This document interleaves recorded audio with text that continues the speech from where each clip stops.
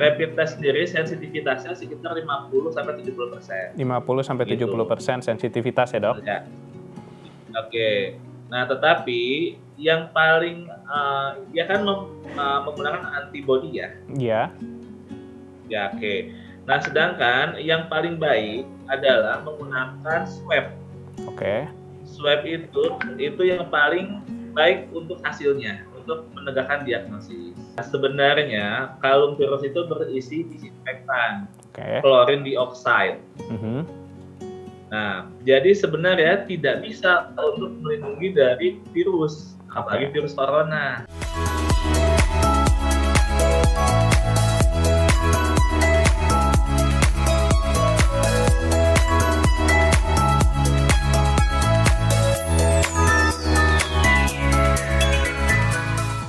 Halo sahabat sehat, jumpa lagi bersama saya Dr. John dalam program kesehatan. Oke dokter, sahabat sehat, hari ini kita masih akan membahas mengenai penyakit COVID-19 yang disebabkan oleh virus SARS coronavirus 2. Jika kita lihat, persediaan masker yang terbatas membuat banyak pihak memutuskan menggunakan masker kain. Karena dianggap sebagai alternatif yang lebih murah dan mudah didapatkan dan juga dapat dipakai berulang kali. Tetapi, apakah masker kain itu memang efektif dalam pencegahan virus coronavirus COVID-19 ini? Selain itu, pada episode Oke Dokter kali ini, kita juga membahas mengenai alat untuk mendeteksi atau rapid test coronavirus, dan juga mengenai kalung antivirus. Apakah tindakan pemulasaran jenazah itu memang penting dilakukan dan tidak boleh didekati oleh orang, dan bagaimana proses disinfektan yang benar? Hari ini saya sudah terhubung dengan Dr. Fitra Herdiana dari Rumah Sakit Karawang. Halo dok, selamat pagi, apa kabar dok? Halo, baik. Baik, sehat ya dok? Semuanya. Oke, apa kabar dok ya? Alhamdulillah sehat. Nah, ya dok, kali ini kita akan berbincang mengenai penyakit COVID-19 ini dok, dari sisi pandangan dokter sendiri. Oke. Nah, untuk berapa sih pasien yang sudah dokter tangani atau tim dokter tangani yang memang positif COVID-19 ini dok? Kalau sebenarnya untuk saya sendiri kan tidak menangani langsung, tetapi saya menjadi satu tim koordinasi untuk dokter di Kabupaten Karawang. Oke, baik. Untuk saat ini pasien yang ditangani untuk di RSUD Karawang sendiri atau di sejumlah di Kabupaten Karawang ada sekitar 31. 31 ya dok? Ya. Oke, itu untuk semuanya itu udah positif COVID-19 ya dok? Ya, itu semuanya sudah positif COVID-19. Untuk yang suspek sendiri ada berapa banyak dok yang masih suspek saat ini? Kalau untuk suspek berarti termasuknya PDP ya? Iya betul dok. Di PDP itu sampai saat ini kita ada 18 pasien. 18 pasien ya dok? Oke baik. Ya. Nah untuk yang ditangani sendiri dokter, apa sih tindakan medis yang dilakukan dari pihak dokter dan tim dokter ini terhadap pasien yang positif COVID-19 di rumah sakit itu dok?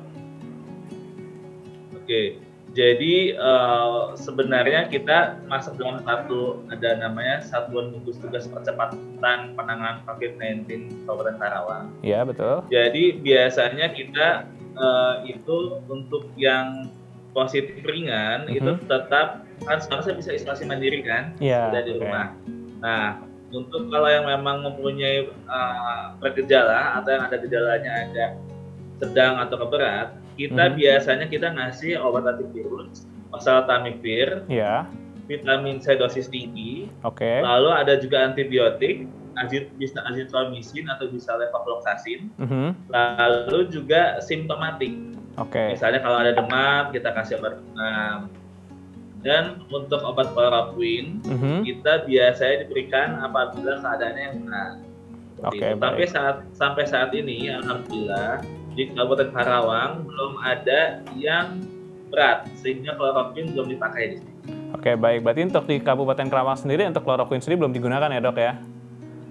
Nah, untuk belum ya. Untuk pengobatan tadi dokter sebutkan itu apakah dilakukan untuk pasien yang di rumah atau hanya pasien berat atau sedang berat yang ditangani di rumah sakit itu, dok? Yang tadi saya sebutkan itu hanya untuk yang pasien sedang berat yang di rumah sakit. Sebenarnya kalau untuk pasien yang ringan, sebenarnya bisa dengan isolasi mandiri. Oke. Isolasi mandiri di rumah itu ya, dok? Hanya di rumah. Betul. biasanya yang pasti ya dia beristirahat, dia minum vitamin gitu kan. Iya.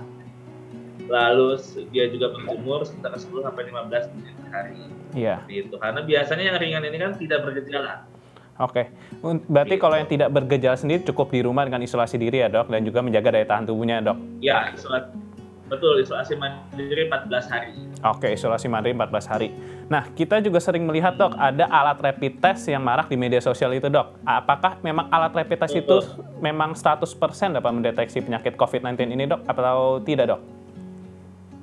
Oke, jadi gini, alat rapid test yang dipakai itu sebenarnya kita kan harus ada registrasi Kemenkesnya dulu ya, Pak. Oke. Dan registrasi Kemenkes dan juga harus dites dengan ahlinya. Kalau kami di Kabupaten Karawang yang resmi itu selalu di laboratorium resmi yang ada dokter spesialis patologi klinik. Oke, ada dokter spesialis di laboratoriumnya itu ya, Dok? Ya, atau di rumah sakit rujukan. Kan kita pun juga ada sekarang sedang berlangsung udah 3 hari ini rapid test massal. Oke. Tetapi tetap ada penanggung jawabnya yang membacanya dokter spesialis patologi klinik supaya valid. Oke. Tadi ditanya apakah bagaimana nih untuk rapid test? Rapid test sendiri sensitivitasnya sekitar 50-70%. 50-70% sensitivitas ya, Dok? Ya. Oke. Nah, tetapi yang paling dia kan menggunakan antibody ya. Iya. Ya, oke. Nah, sedangkan yang paling baik adalah menggunakan swab. Oke. Swab itu yang paling baik untuk hasilnya, untuk menegakkan diagnosis. Seperti itu. Oke, baik. Berarti untuk menegakkan diagnosis tetap perlu dilakukan swab di rumah sakit atau di lab yang memang rujukannya tersendiri itu ya, Dok? Betul. Jadi gini alurnya. Ya. Ada misalnya dengan rapid test. Rapid test positif. Ya. Itu dilanjutkan dengan pemeriksaan swab atau PCR-nya. Oke. Berarti untuk menegakkan diagnosis. Oke, berarti dilakukan rapid test dahulu, setelah itu dilakukan konfirmasi dengan pemeriksaan PCR yang lalu melalui swab itu ya, Dok? Ya, betul. Oke, baik, Dok. Nah, untuk masalah masker, Dok, saat ini kan memang persediaan masker itu sudah dikatakan sudah sangat tipis ya, Dok, dan juga kalau kita lihat harganya sendiri sudah melambung tinggi. Nah, ini membuat masyarakat menggunakan masker kain. Nah, apakah masker kain tersebut memang aman, Dok, untuk pencegahan COVID-19, Dok? Oke, jadi gini, kan kita masker itu ada beberapa ya. Satu masker kain, masker medis, masker bedah. Dan juga masker N95. Sebenarnya kalau untuk orang sehat cukup dengan masker kain. Masker kain. Gitu. Jadi dengan masker kain, jaga jarak atau social distancing 1-2 meter. Nah, sebenarnya masker kain ini bisa untuk menanggulangi yang partikel sekitar 3 mikron. Oke, baik. Sekitar 10-60%. Nah, jadi dan ini kan sebenarnya masker kain ini bisa dicuci. Iya, betul. Dengan deterjen dan air hangat. Jadi misalnya hari ini pakai, besok diganti gitu kan, yang ini yang harus dicuci. Tetapi kalau kita sakit, kita menggunakan masker bedah. Misalnya sakit flu atau batuk atau pilek seperti itu. Oke, baik. Berarti untuk masker kain sendiri memang aman dan tidak apa-apa digunakan bagi orang yang tidak ada sakit atau tidak ada gejala ya, Dok ya? Iya. Sedangkan untuk yang sakit dia bisa menggunakan alternatif yaitu masker bedah itu sendiri. Bedah. Mungkin yang penting memang masker kainnya kita jaga untuk kebersihannya itu ya, Dok ya? Diganti setiap hari. Jangan sampai misalnya seminggu dipakai gitu kan. Nah, buat apa kan? Oke, baik, Dok. Tiap hari tetap tiap hari tetap harus dicuci. Nah, mengenai masalah pemulasaran jenazah itu, Dok, kan dikatakan tidak boleh didekati oleh keluarga dan juga katanya ada yang mengatakan cairannya dapat keluar dan menginfeksi orang sekitar. Apakah itu benar, Dok? Ya, memang ini protap dari Kementerian Kesehatan Republik Indonesia. Oke. Jadi pada saat pasien COVID-19 ini yang meninggal di pemulasaran, memang kan langsung oleh kantong plastik ya. Iya, betul. Gitu. Jadi yang untuk pemulasaran itu, jadi memang dari Kemenkes, itu memang mewajibkan bahwa pemulasaran jenazah itu harus sesuai dengan protap penyakit menular yang ada di Kementerian Kesehatan. Oke, baik. Karena memang bisa juga dari cairan yang keluar dari tubuh itu masih bisa menularkan. Oke, berarti memang cairan dari pasien yang sudah meninggal pun masih dapat menularkan kepada orang lain ya, Dok? Ya. Nah, untuk kan sama aja kayak misalnya virus ini bertahan misalnya nih, Dok. Ya. Virus ini bisa bertahan pada benda saja. Ya. 4 sampai 6 jam. Oke. Nah, itu makanya kenapa memang pada saat pemulasaran itu bukannya kita tidak boleh ya, tetapi kan untuk menjaga semua kesehatan masyarakat. Oke, baik. Berarti memang dianjurkan tidak karena untuk menjaga kesehatan masyarakat yang di sekitarnya juga itu ya, Dok? Iya, betul. Oke, baik. Nah, ini bagaimana, Dok, tentang penyemprotan disinfektan yang saat ini banyak dilakukan, Dok? Ada yang dilakukan di jalanan dan juga dilakukan langsung pada tubuh manusia. Apakah itu memang berbahaya pada tubuh manusia ataukah itu memang hal yang lumrah dan memang dianjurkan, Dok? Itu memang penyemprotan disinfektan di jalan atau di tempat-tempat umum itu wajib dilakukan. Wajib dilakukan. Gitu. Wajib dilakukan. Tetapi berbahaya tidak. Kan memang ada batas ambangnya ya. Iya. Lalu juga yang penting adalah tidak mengenai selaput, misalnya tidak mengenai mata, tidak mengenai hidung, itu tidak terhirup ke dalam. Tidak terhirup ke dalam tubuh, oke ya. Iya, itu aman. Aman. Namun untuk mengenai kulit sendiri sebenarnya aman ya, Dok? Kulit sendiri aman. Tetapi memang ada beberapa, kita balik lagi kepada ada beberapa yang alergi kan. Nah, kalau misalnya ada yang alergi memang harus hati-hati. Oke, berarti kalau ada yang alergi itu memang. Oke, kalau alergi itu tandanya seperti apa sih, Dok, yang kita rasakan? Oke, biasanya alergi itu ada rasa gatal dan juga rasa perih. Oke. Dari kita memeriksa dari objektifnya, kita melihat bahwa kulitnya itu terdapat misalnya kemerahan atau terdapat beruntus-beruntus. Oke, baik. Berarti jika ada tanda-tanda alergi seperti tadi kulit kemerahan dan gatal dan juga ada beruntus-beruntus, berarti kita sebaiknya menghindari ya, Dok, untuk cairan tersebut yang menjadi penyebabnya ya, Dok? Iya. Oke, Dok. Nah, untuk pembahasan mengenai kalung antivirus sendiri kan ada juga beberapa masyarakat yang menggunakan kalung antivirus. Dikatakan dapat mencegah penyakit COVID-19 ini, Dok. Tanggapan dokter bagaimana, Dok? Jadi gini, kalung itu kan emang lagi happening nih, lagi hypebeast lah. Iya, betul. Kalung virus. Nah, sebenarnya kalung virus itu berisi disinfektan, klorin dioksida. Nah, jadi sebenarnya tidak bisa untuk melindungi dari virus, apalagi virus corona.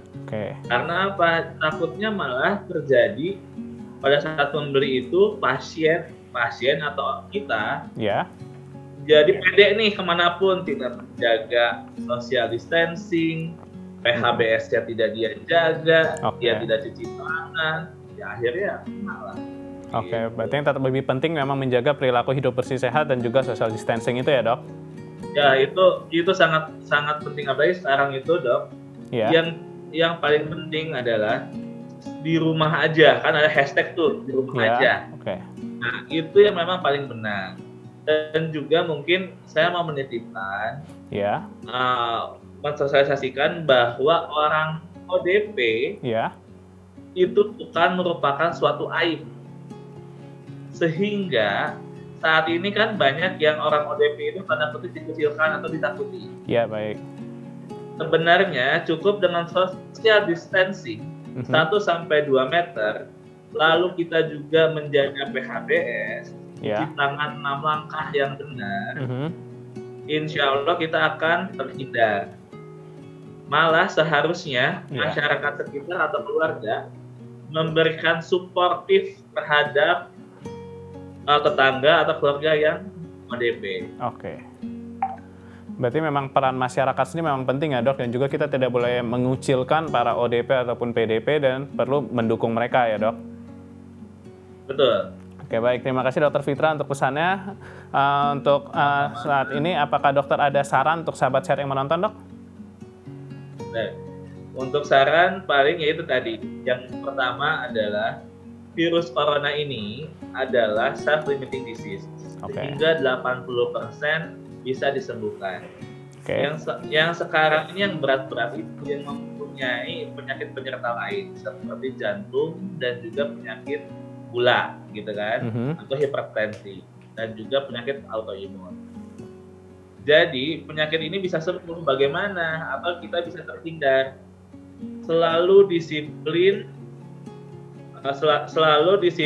dengan mengikuti himbauan dari pemerintah. Yang pertama, misalnya social distancing. Apabila tidak perlu banget, tidak usah keluar rumah. Dan juga menjaga daya tahan tubuh, salah satunya misalnya makanan gizi, multivitamin, dan olahraga. Itu saja, Dok. Oke, baik. Terima kasih Dr. Fitra untuk sarannya. Nah, untuk sahabat sehat yang sudah menonton, jangan lupa untuk selalu dukung MOP Channel, klik tombol subscribe, like video ini, dan juga share video ini ke teman-teman kalian. Dan jika kalian ada pertanyaan yang ingin kalian tanyakan atau topik yang kita bahas pada episode selanjutnya, tuliskan pada kolom komentar di bawah ini. Saya Dr. John, saya pamit dahulu. Tetap di rumah dan jangan keluar rumah ya.